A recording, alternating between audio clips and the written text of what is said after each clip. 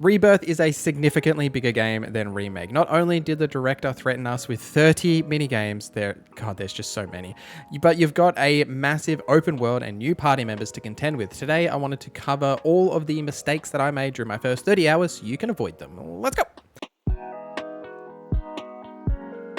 Let me know in the comments any tips that you have that you've come across so we can all help each other out. The open world, I think, is the biggest new addition to Rebirth, and we'll start there. And, you know, there's plenty of these world intel options that you get from Chadley and things that you can complete in that open world content. It can be and is kind of daunting to think about which things you sort of have to do if you want to do it all, if you don't want to do it all. So what I thought we'd focus on here is just the one specifically that you should actually do. The first being the Divine Intel. This will lower the difficulty of the summon materia challenges that Chadley gives you in the combat simulator. Obviously you want these summons because they are so critical for boss fights and other encounters as well, just to bring up these essentially ultimates, right? They just are massive helps in these encounters to deal damage, or in some cases do some healing or revive allies. They're just really beneficial to have. So doing these divine intels, and there's only 3 of them that you can do, simple puzzle, and then you can go to the combat simulator and actually complete the challenge there to unlock the summon. Field intel is like combat scenarios. Now these unlock combat challenges for the combat simulator, which, you know, more on some of that stuff later, but you don't necessarily need to do these unless you want to complete those combat challenges. Also, you actually just need to complete these like within their essential time limits and complete some of the checklists. You don't have to complete all 3 to actually get the progression here. The life springs are a super easy one to do and highly worthwhile, as once you've done enough of these, Chadley will advise you of an excavation site that you can actually go to with your chocobo, and this will give you like crafting recipes for your transmuter. This leads us into the next point, which is to essentially not ignore the transmuter and crafting, right? I was doing this for a while, and you sort of pick up materials and stuff just like everywhere, and if you don't do anything with them, they're not going to be beneficial with you, and they are actually significantly beneficial. Not only can you craft potions and other items that you can use in combat rather than buying them to save that gil for other things like Queen's Blood cards, highly recommend Queen's Blood by the way, but the transmuter will also give you these gear upgrades that you can get from the excavation sites, right? As you can like craft like enhanced versions of some of like the basic gear, which just increase their overall stats, which you can't go wrong with increasing the defensive stats on any of gear that you can craft throughout this. Also, anytime that you craft a new piece of gear for the first time on the transmuter, you'll actually get craftsmanship experience. When you level up your craftsmanship, you'll unlock new like items or any sort of crafting things here at the various levels. So definitely want to craft anything for the first time, even just craft it once to get that experience to level yourself up and get some of the higher level potions or even some of the higher level enhanced gear that you can get from that system. Also, your chocobo will often find scents, which can give you a bunch of materials as well just when you're exploring, so go and grab those when you do. And when you pick up materials, just keep an eye on the little pop-ups. Like sometimes they'll say like unable to obtain, and that's because you've actually maxed out how many of that material you can carry, as you can only carry 99. And when this happens, just go into the transmuter, craft a bunch of stuff with that material, and then you'll be able to pick them up when you do find more, or you can sell them for extra gil. Chocobo stops are everywhere, and you get to pat the cute baby chocobos, but you can also rest on the benches. But don't rest on the benches. Like, they consume a cushion, which you can craft or you can buy them, but these are also fast travel points, right? And due to the magic of the PS5, you can like essentially load to another area for like, it would take you like 1 second, and you can go like travel back to say a ranch or something where there's a proper bench, and you can just rest for free and then fast travel back, and you've barely wasted any time. So you can save yourself the cost of having to either craft those cushions, which you can use those same materials to craft potions, or buy cushions as well. At first, when you're looking at like the skills, I was grabbing all the synergy skills as just like the marketing essentially told me that they rule, and they absolutely do, don't get me wrong, but the real tip is that they're only good if you know, use them. Like, in order to use them, you need to use the ATB commands that are marked with this little symbol, and that will actually give you like the synergy bar filling up in your UI. You need to have enough of this synergy bar with both of the characters. Typically it's like 2 to 3, and then you can trigger these synergy skills.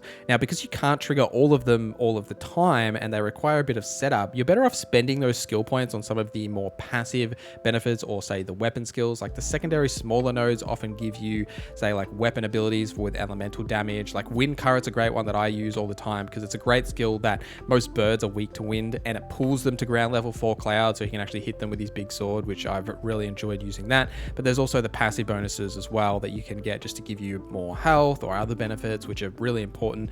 Also, if you like what we do here, consider hitting that like button or subscribing, or the membership program. For just $1, you can get early access to videos like this and all of my other guides, build videos, and those cheeky long form essays we do. Plus, there are other benefits like members only channels in the Discord, merch, and more. So if you like what we do here, please consider hitting that join button or subscribing, as it helps me more than you know. But enough of that, back to the video. And only really grab those synergy skills for the party members that you're actually using, right? Like, all the characters will have synergy skills for all of the different party members. Make sure you're only grabbing the ones for the characters you're actually using, because then, you know, there's no point in grabbing the other ones because they've just wasted SP. And speaking of those other party members, your non-active party members will still help outside of combat. You'll occasionally see Barret or one of these other characters like engaging in combat. No, they're not the same as if they're actively in combat, right? They won't use any of the abilities. They'll just do a little bit of chip damage, but you will actually be forced to use these characters throughout certain like main story events and moments, that sort of a thing, as well as use specific party combos. So really the suggestion here is don't ignore the backup and your non-active party members that you don't actually use, right? You don't want to get stuck in the middle of a really tough mission like I did with Barret, who has like no weapon skills or materia or anything equipped, because you weren't using him, right? So like, I'm not going to show that here because it's a spoiler, but essentially you want to make sure that even the characters that you don't use, that you do spend that time to make sure that they've got appropriate materia and equipment equipped, as well as upgrading their folio skills and spending that SP so that they are ready for those missions. And speaking of missions and chapters, these sections of the game are pretty limited, right? Like, you'll come across multiple moments where you'll talk to someone and you get a little pop-up that'll say like, you'll be unable to access X area for a period of time if you choose to continue the main story. And this is like locking you into these story moments. Now, essentially, I thought these were pretty linear. Like, you just like press W and like go through the main story mission part, but there's almost always like a hidden chest in all of these areas, especially for weapons for party members that you're like forced to use in those moments. So make sure you are exploring on missions and trying to go like off the beaten path, because there's often weapons and other upgrades there as well. And even if that weapon is like worse for your character, actually equip it. Now, that does seem counterintuitive, like why equip a weapon that's worse than what I've already got? But you want to gain proficiency in that weapon specific skill, so then you can use that weapon skill even when you've got another weapon equipped. It's also worth noting as well that when you pick up new weapons, they won't actually have any of those like weapon skill buffs applied to them. Now, if the weapon that you've already got equipped, say, has like an attack power plus 20 buff on it, its attack power is going to be significantly higher, so it'll have inflated stats. So just pay attention to those weapon skills. And some of the weapons that maybe they have like a lower, say, like attack or magic attack rating, they may actually have really quality weapon skills that you can apply that'll be really beneficial for certain builds. So just pay attention to that stuff as well.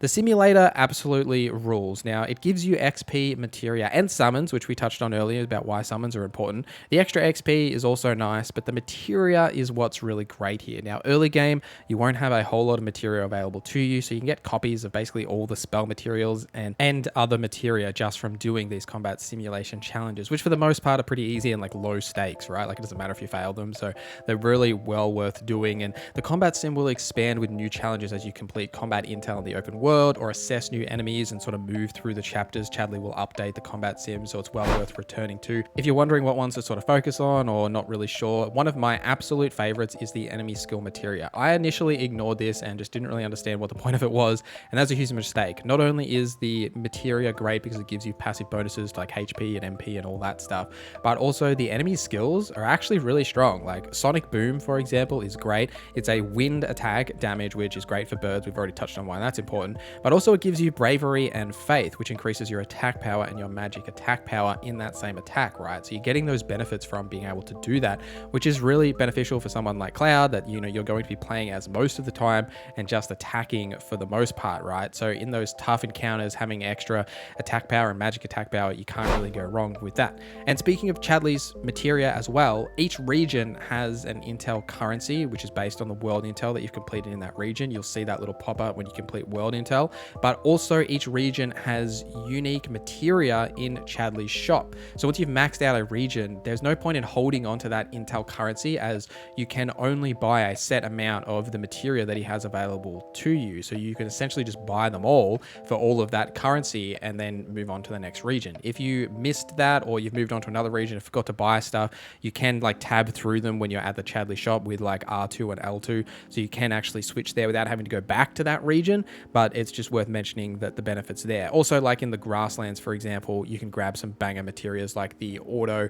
cast, which is just great to have your party members auto cast skills and stuff that you don't want to use yourself, because it just takes off that headache of you having to remember to switch to them or actually cast them yourself. And just a small thing here at the end, low-key, there are just so many mini games in this game and it ruins the pacing in my experience. But if Queen's Blood is great, right? I love Queen's Blood, but there's just too many of these mini games. Now, for the most part, you're going to have to do a lot of them throughout the main story. Now, you just need to actually have like done them to move on in the main story. You don't actually need to like max them out. I would kind of recommend to do this because I got into the habit of trying to max out and complete all of the mini games as they became available, and it just takes forever to do this, especially when you get to those situations where there are multiple mini games that you have to complete to progress the main story, and that happens multiple times. So I would recommend to just do what you need to do to progress the main story. Eventually, you'll get access back to the open world, and you can then return to those areas and complete those mini games if you want to, but it just gives you that option rather than having to force you to try and max them out. Like I was trying to do myself, and it just ruined the pacing and sort of made me resent some of that stuff a little bit. So just take it at your own pace and like skip through it, you know, if you want to just focus on the main story like I eventually did. But thank you for watching this video till the end. Thank you to our members for supporting the channel. My name is Norza, and I hope you have a great day.